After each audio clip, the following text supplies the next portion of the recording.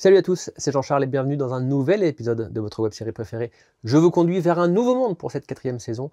Nous allons voir d'ici quelques secondes dans quel département nous allons poser notre aéronef et qui nous allons accueillir. Commençons par le département. Roulement de tambour, le suspense est intenable. Et nous sommes dans le 72, nous sommes en Sarthe, puisqu'on dit en Sarthe. Et nous allons voir d'ici quelques instants qui va me rejoindre. Je vous conduis, c'est maintenant, c'est parti.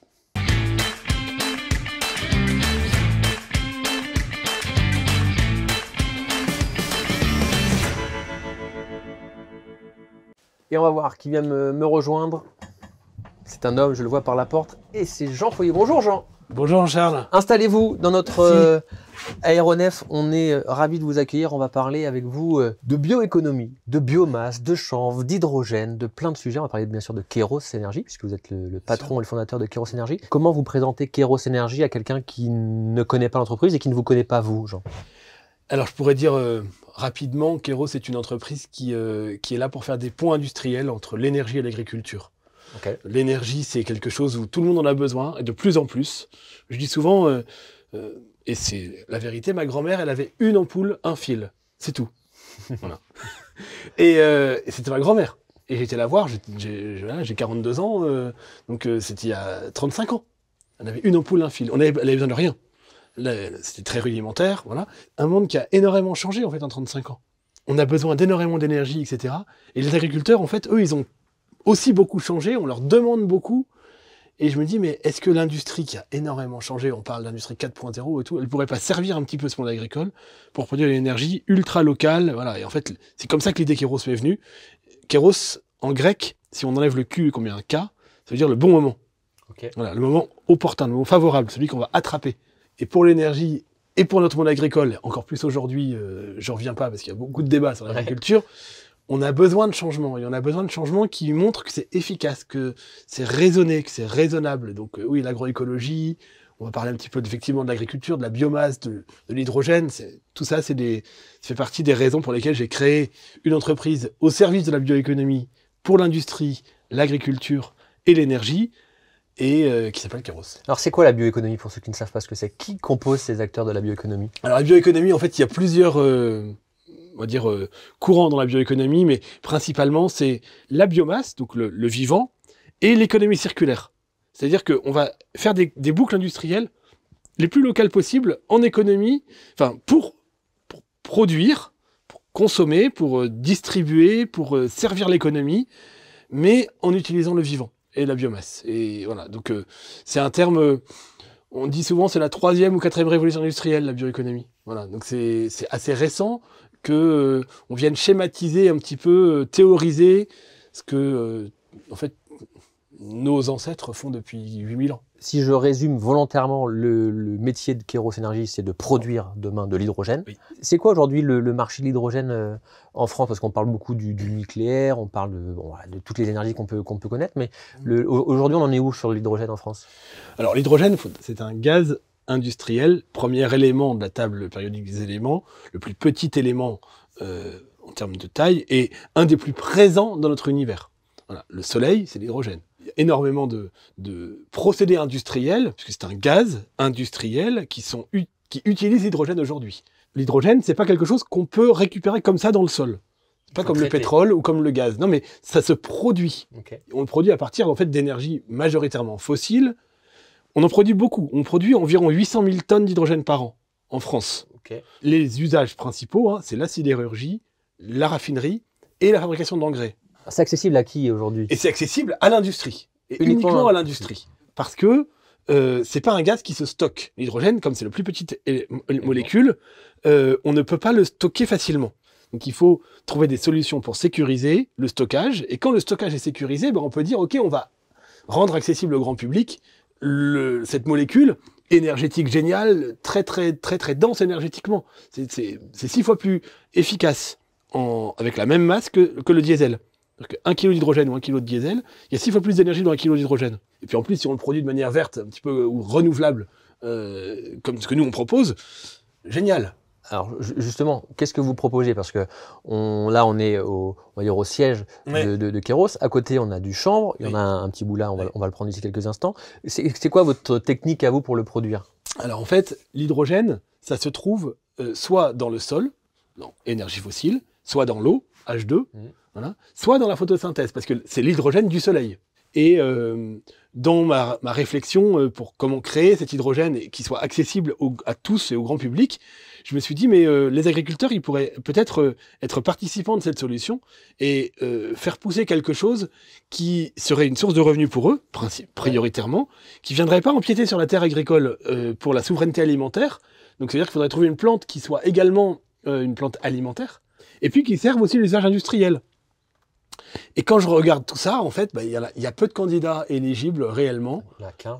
Il y en a plusieurs, mais il y en a un qui ressort du lot, c'est le chanvre. Okay. Parce qu'il pousse très vite, il mobilise la terre très peu de temps, il enrichit le sol, il pousse sans produits phytosanitaires, il pousse sans eau, il capte du carbone, il fait des graines pour nourrir, il fait de la fibre pour se vêtir, pour du papier, et avec les résidus, on fait de la gazéification, j'y reviendrai, et c'est cette gazéification de ces résidus qui produit le gaz qui s'appelle CO2 et hydrogène, qu'on appelle gaz de synthèse, et qui est très riche en hydrogène.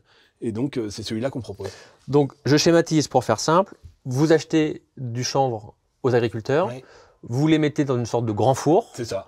Et ça se transforme en gaz, dont beaucoup d'hydrogène. OK. Quand vous avez imaginé Kairos en 2019, c'était quoi votre stratégie de développement? Parce qu'aujourd'hui, votre usine, elle devrait voir le jour, si tout se passe bien, dans les prochains mois. J'imagine, vous avez dû lever des fonds. Comment vous y êtes pris? Alors, au début, c'est une idée. Puis après, l'idée, elle gratte un petit peu la barbe. Là, ils ont dit, tiens, ça serait peut-être pas mal de transformer cette idée. Alors déjà, on en parle à sa famille, en disant, moi, je suis ingénieur dans l'automobile, je vais me mettre en insécurité. Ouais. Prise de risque. Une grosse prise de risque. Dans un marché émergent, il n'y a pas d'usage. Donc ça effraie forcément. Alors ça fait peur à plein de monde. Ouais. Alors, les premiers à qui ça fait peur, c'est les banquiers. Parce qu'ils disent, attendez, il n'y a pas de business plan, c'est un marché à risque, il n'y a pas de clients, on ne peut pas vous prêter de l'argent si vous n'êtes pas sûr de rembourser. Donc dans ce cas-là, on va voir ses amis proches et on fait ce qu'on appelle la love money. Ouais. En disant, j'ai une idée, j'ai un business plan, pour pouvoir prouver mon idée, on va dire, faire la POC, la preuve du concept, il me faut tant d'argent. Voilà, on va voir la région aussi, on va voir les élus, faire un peu de lobbying, en disant, j'ai une idée, etc. Donc ça, c'est ce qui s'est passé 2019, 2020, 2021. On a fait grossir la société pour industrialiser le concept qui avait été prouvé. Parce que c'est pour ça d'ailleurs qu'il y a du chanvre, c'est qu'on a fait pousser du chanvre. Prenez-le, Jean. On a fait pousser du chanvre. En fait, la preuve du concept, c'était de dire comment est-ce que cette plante, elle va faire de l'hydrogène. Est-ce que c'est possible déjà? Est-ce que ça va pas faire un truc ultra pollué, par exemple? Et donc, c'est aller chercher les agriculteurs pour dire, mais est-ce que vous allez m'accompagner à faire ça? Donc, on l'a fait avec des voisins. Ce qui est utilisable dans le chanvre par l'industrie, c'est cette partie-là. Okay. Voilà. Ça, c'est typiquement, ça pourrait être votre chemise, voilà, ou les baskets qu'on a, ou le papier. C'est ça. Et c'est ça qui m'intéresse. Sauf qu'en fait, il faut réussir à l'enlever. Ouais. Et ça, c'est pas trivial. Ouais. C'est industriel. On peut pas faire ça dans le coin d'un garage, quoi. C'est des machines lourdes. Parce que je peux mettre au défi quiconque d'aller essayer de casser ça avec ses mains. C'est plus résistant que l'acier. Ouais. Ouais. C'est impossible de casser cette fibre. Donc, c'est-à-dire que ça va solliciter des machines de manière importante. Les machines agricoles aussi, de récolte. Ouais. Il faut des machines spécifiques. Et puis, pour défibrer, voilà. Et donc, on a qualifié tout ça, en fait. 2020-2021, on a trouvé les bonnes machines qui allaient séparer la fibre du tronc, on pourrait dire. Et puis ça, ensuite, il faut le gazéifier. Donc, il faut le mettre dans cet énorme four à 1000 degrés et le transformer en gaz. Voilà. Et ce dont on s'est aperçu, c'est que c'était un excellent candidat parce qu'il n'y avait aucun déchet, il n'y avait aucun gaz toxique ou aucun gaz polluant. Okay. C'est ça qui nous a fait dire, écoutez, on peut faire du méthane avec, ça ne va pas être trop cher. On va pouvoir attendre que l'hydrogène arrive par la fabrication de méthane, et le méthane, on en a besoin tout de suite. On va tout de suite pouvoir l'utiliser. Et donc là, on a redémarré une deuxième levée de fonds. La première, c'était pour le démonstrateur. Okay. Vous avez levé combien la première? Environ 1 million d'euros. Okay. Voilà. Et la deuxième, là, on est plutôt de ce genre de dizaines de millions d'euros pour faire la première usine. Une usine donc, qui va fonctionner pour faire de l'hydrogène et du méthane. En fait, cette levée de fonds est très, très dépendante de cette bioéconomie. Comment est-ce qu'on va considérer l'énergie verte dans le schéma global de l'économie. Et donc, le premier, c'est qui achète cette énergie verte? Ouais. Ben, celui qui achète l'énergie verte aujourd'hui, c'est l'État. Et donc, depuis 2021, fin 2021, c'est une argumentation positive sur le gaz, parce qu'on connaît bien sur l'électricité, les énergies renouvelables, c'est majoritairement de l'électricité. Mais le gaz renouvelable, nos politiques ou décideurs à Paris, en fait, connaissent très peu le gaz, parce que le gaz, ça vient des tuyaux. Et donc, il faut réussir à évangéliser un petit peu. Beaucoup de pédagogie. Beaucoup de pédagogie pour dire, mais on aura besoin du gaz. On ne peut pas tout faire avec des réacteurs nucléaires ou de l'électricité. On a besoin de gaz industriel, que ce soit l'hydrogène ou que ce soit le méthane, et il faut le produire de manière verte, parce que c'est du fossile. Et donc, il faut expérimenter les modes de production les plus vertueux possibles, les moins coûteux possibles, et pas seulement qu'en termes d'euros, mais aussi en termes d'empreinte environnementale. Ça sert à rien de déplacer le problème de la pollution. Si c'est prendre un déchet ultra toxique pour faire un gaz ultra toxique avec des déchets résiduels ultra toxiques, donc on ne servira jamais, et puis on ne saura pas comment s'en sortir après, là, on a l'opportunité avec les agriculteurs de cocher énormément de cases dans le secteur de la bioéconomie. Et c'est ça qui est aujourd'hui, on va dire, notre cœur de process chez Kairos, c'est obtenir en fait ce modèle économique qui est le déverrouillage de la levée de fonds. Vous attendez la réponse de l'État, mais je le disais dans mon lancement, on a posé l'aéronef ici dans le 72, en Sarthe. Il y a un maire, Stéphane Le Foll, qui est ancien ministre de l'Agriculture. Comment il réagit à cette solution à Kairos? Quand Stéphane Le Foll était ministre de l'Agriculture, il a créé une initiative qu'il préside maintenant, qui s'appelle 4 pour 1000. 4 pour 1000, c'est le taux de carbone qu'il doit y avoir dans le sol pour que le réchauffement climatique soit stoppé à 1,5 degré. D'accord. C'est une excellente initiative. Et pour ça, il faut passer par énormément de possibilités que nous offre en fait la photosynthèse, notamment, et puis toute l'agroécologie pour atteindre cet objectif. Et le chanvre, c'est une plante de l'agroécologie. Donc lui, ancien ministre de l'Agriculture, il est très très motivé et très moteur depuis le départ pour dire mais la métropole du Mans ouvre ses bras à Kairos Énergie pour s'implanter. Le biogaz, l'hydrogène, c'est des gaz dont on a besoin. On en aura besoin de plus en plus sur la métropole du Mans. Donc il est 100% Parce qu'il y a déjà des bus qui ont été achetés. Alors ils ont acheté un bus qui tourne depuis maintenant plusieurs années sur la métropole, qui est une sorte de démonstrateur ou de prototype, voilà, qui se charge à une station qui est elle-même également une sorte de démonstrateur et de prototype. Et ils viennent de sécuriser l'achat de plusieurs bus articulés à grande vitesse qui vont fonctionner à l'hydrogène. Donc, il a besoin d'hydrogène renouvelable, produit sur le territoire. Si en plus c'est une solution qui coche les cases de l'agroécologie, c'est encore mieux. Mais bon, la décision, c'est pas lui qui peut la prendre. Parce que l'énergie, c'est quelque chose qui est nationalisé. C'est pas quelque chose qui est régionalisé. Je suis très soutenu par, en plus, on est dans la Sarthe. La présidente de la région Pays de la Loire, elle est sartoise. Bien sûr. Elle est du Mans, Christine Morancé. Donc, elle soutient à fond le projet. Et elle a fait de nombreux courriers, hein, aussi bien au ministre de l'Industrie qu'au ministre de l'Économie et des Finances, qu'au secrétaire général pour l'investissement, etc., pour défendre le projet qui dit mais il faut ce tarif de rachat qui permet en fait de sécuriser le modèle économique et de sécuriser les investisseurs. Alors pour donner une idée aux personnes qui ne connaissent pas vraiment le marché de l'hydrogène, aujourd'hui il y a Toyota fait des voitures hydrogène et vous m'avez dit il y en a 3500 qui sont vendues par an. C'est rien, mais une voiture par exemple Toyota, combien pour faire un plein d'hydrogène, il faut combien de kilos? Il faut 6 kilos. 6 kilos par plein pour une voiture et on peut rouler environ... Alors le record absolu, je crois que le record du monde c'est Bertrand Piccard qui le tient et c'est plus de 1000 km avec ces 6 kilos. Vous avez d'ailleurs, vous êtes membre, j'ai vu sur votre site, la Solar Impulse Foundation. On est dans les solutions de Solar Impulse, ouais.